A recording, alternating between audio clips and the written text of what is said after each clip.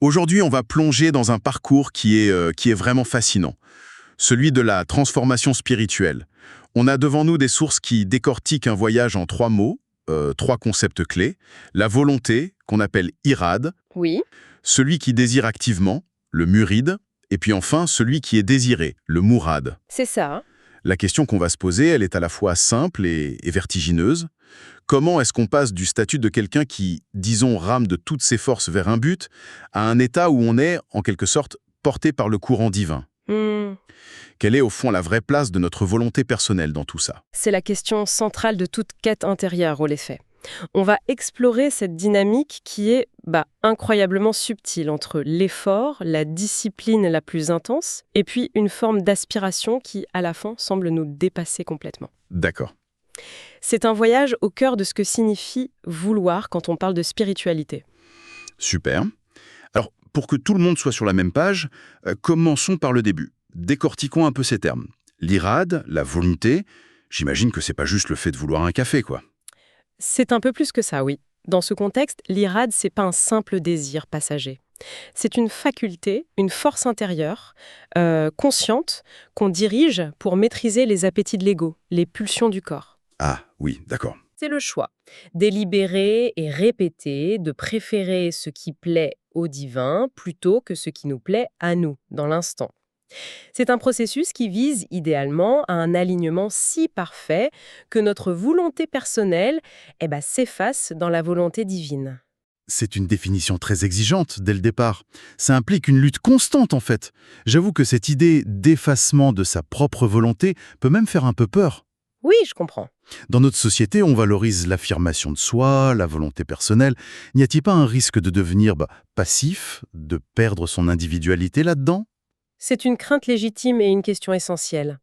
La réponse des textes, ce n'est pas de devenir une marionnette, mais de transformer la nature même de cette volonté. Et c'est là qu'interviennent nos deux autres termes. Le mouride et le mourad. Exactement. Le muride, c'est précisément celui qui est dans cette phase active. C'est l'aspirant, le chercheur. C'est la personne qui a pris conscience de ses propres limites, de son impuissance relative, et qui engage sa volonté pour se mettre en quête de cette volonté absolue, Hmm. qui régit tout, de l'atome jusqu'aux galaxies. C'est une démarche d'une activité intense. D'accord. Et le murad, alors, c'est l'étape d'après. Exactement, le murad, c'est l'aboutissement. C'est l'âme qui était tellement remplie par ce désir du divin qu'elle est devenue en quelque sorte imperméable à tout autre désir. D'accord. Elle est pleine. Voilà. N'ayant plus d'autre souhait que la satisfaction divine, cette âme bascule. Elle n'est plus seulement celle qui veut, elle devient elle-même l'objet du désir et de l'attention du divin. Elle est voulue, désirée. Ah, c'est subtil. C'est un passage d'un état d'effort à un état de réceptivité totale. D'accord, donc si je résume avec une image simple, le muride, c'est celui qui rame de toutes ses forces pour traverser le lac. Oui, Le murad, c'est celui qui a hissé sa voile, et c'est maintenant le vent, la volonté divine, qui le pousse presque sans effort de sa part. C'est un peu ça, non? c'est une excellente analogie. Le rameur fournit un effort visible, personnel, directionnel. Le voilier, lui, il a fait l'effort initial d'orienter sa voile, mais ensuite, il collabore avec une force bien plus grande que la sienne. Il est dans l'alignement. Il est dans un état d'alignement. C'est tout à fait ça. Mais ça soulève une question encore plus profonde. Si le but ultime est de se laisser porter par le vent, quelle est la nature de la force de nos bras au départ? Est-ce que notre volonté de ramer est vraiment la nôtre? Touche au cœur du sujet. Et pour y répondre, les sources utilisent une analogie d'une puissance folle.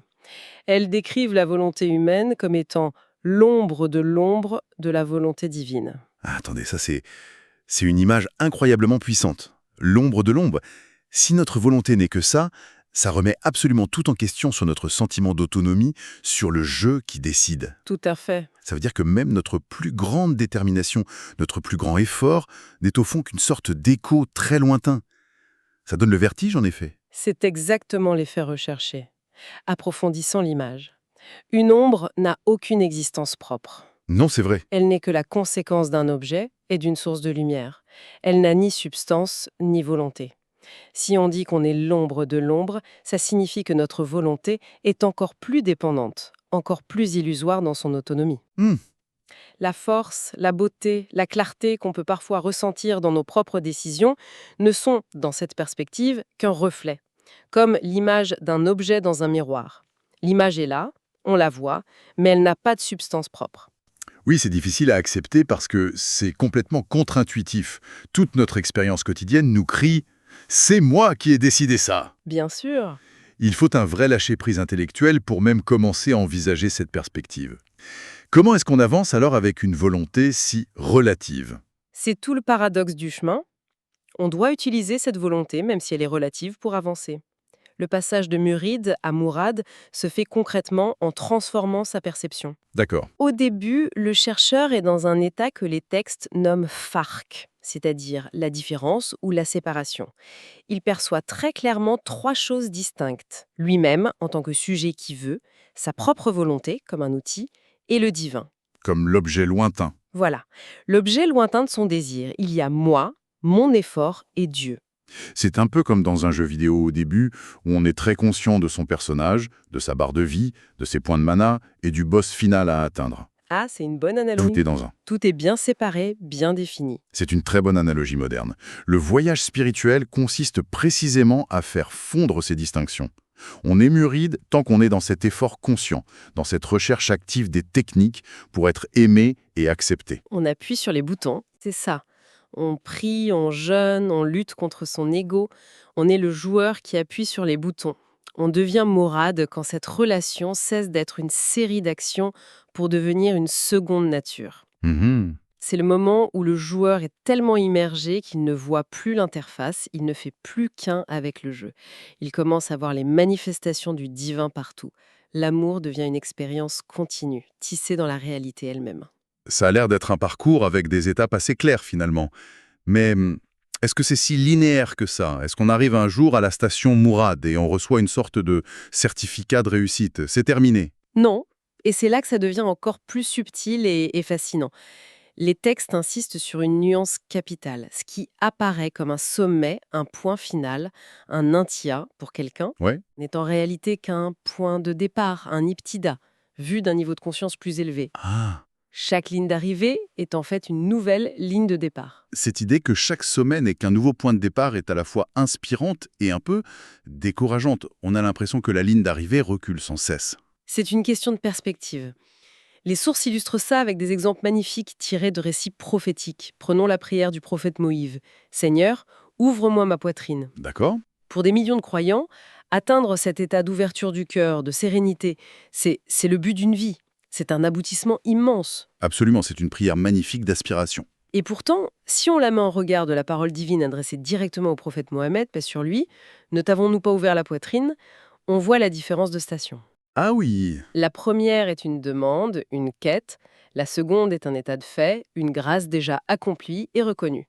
Le sommet de l'un est le point de départ de l'autre. C'est la différence entre demander la clé et trouver la porte déjà grande ouverte. C'est ça.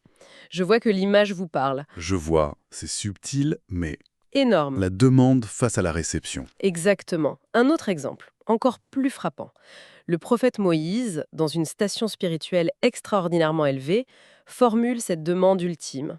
« Seigneur, montre-toi à moi que je te vois. Le désir le plus ardent. » Le désir le plus ardent d'un amant de Dieu. C'est un sommet. Pourtant, les textes le présentent comme un point de départ si on le compare à l'expérience du prophète Mohammed, paix sur lui, lors de son ascension céleste. D'accord. De l'autre, une vision parfaite, stable, qui ne vacille pas au-delà même de toute demande. C'est la différence entre l'artiste qui s'efforce de capturer la beauté d'un paysage et celui qui est simplement assis en parfaite communion avec ce paysage sans même avoir besoin de le peindre. C'est La quête de l'expérience face à l'expérience elle-même. c'est une très belle façon de le dire. Un dernier exemple qui illustre le passage du « je » au « nous ». Dans un moment de grand péril, le prophète Moïse, poursuivi, affirme avec une foi inébranlable « Mon Seigneur est avec moi et il me guidera ». Une prise de conscience personnelle très puissante. Incroyable, oui. Mais comparez cela à la parole du prophète Mohammed, paix sur lui, à son compagnon dans la grotte alors qu'ils sont cernés. « Ne t'afflige pas, car Allah est avec nous ». Le moi devient un nous. Voilà, le moi du premier cas devient un nous apaisant dans le second. La certitude n'est plus seulement une force intérieure, elle devient une quiétude partagée, une réalité qui englobe l'autre. C'est une autre dimension. C'est fascinant. Chaque exemple montre un déplacement du centre de gravité de l'individu vers une réalité plus large. Mais franchement, qu'est-ce qui peut bien donner la force de continuer sur un chemin aussi exigeant, où les poteaux de but semblent reculer à chaque fois qu'on s'en approche? Hmm. Sur quoi on s'appuie concrètement pour ne pas abandonner? La nature du soutien évolue avec le chemin. Au début, les textes insistent sur des qualités très actives. La loyauté à son engagement, la fidélité et surtout une détermination de faire. D'accord. Il faut une volonté puissante pour enclencher le processus. Mais à la fin du chemin, quand on approche de l'état de Mourad, les qualités requises changent. Ce sont le sérieux, l'équilibre intérieur et une attitude juste en toute chose. Une sorte de bienséance spirituelle qu'on nomme Edeb. Donc si je comprends bien, la force brute de la détermination vous met sur la route, C'est ça. mais c'est le raffinement, la finesse et la grâce qui vous permettent d'arriver à destination. C'est exactement ça. Et pour nourrir cette volonté tout au long du parcours, 2 sources d'énergie principales sont mises en avant. Oui. La première, c'est une sensibilité et une rigueur extrême dans l'accomplissement des devoirs religieux. Chaque acte d'adoration, fait avec conscience, est un carburant. D'accord. La seconde, c'est l'invocation et la supplication constante. C'est ce dialogue permanent qui maintient le lien, qui ajuste la direction. Et puis, il y a un niveau supérieur, qui est la conséquence de tout cela. Un état décrit dans les textes où la grâce divine devient si présente qu'elle semble agir à travers la personne. Ah oui. C'est l'état où le divin devient, métaphoriquement, ses yeux avec lesquels elle voit, ses oreilles avec lesquelles elle entend, sa main avec laquelle elle agit. C'est une idée incroyable. Qu'est-ce que ça veut dire, concrètement?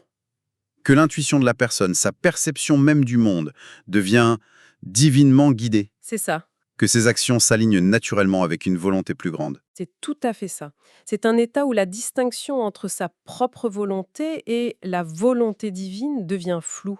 Non pas par confusion, mais par harmonie. Je vois. Et les textes lient directement l'atteinte de cet état sublime à la persévérance et à la méticulosité, non seulement dans les actes obligatoires, mais aussi et surtout dans les actes surérogatoires. Ce qu'on fait en plus. Ceux qui sont faits par pur amour, par pur désir de proximité, sans aucune autre obligation. Si je tente de résumer toute cette exploration, on a commencé avec le muride, ce rameur volontaire qui lutte contre les vagues de son propre ego. Mhm. On a vu que sa volonté n'est peut-être qu'une ombre de l'ombre, et à travers un chemin où chaque arrivée est un nouveau départ, il peut devenir Mourad, ce voilier dont les voiles sont gonflées par un vent divin. Oui. Ce n'est donc pas juste un changement de statut, c'est une révolution complète de la perception de soi. Un chemin qui mène de la séparation à l'unité, où l'effort le plus acharné débouche sur le lâcher-prise le plus total.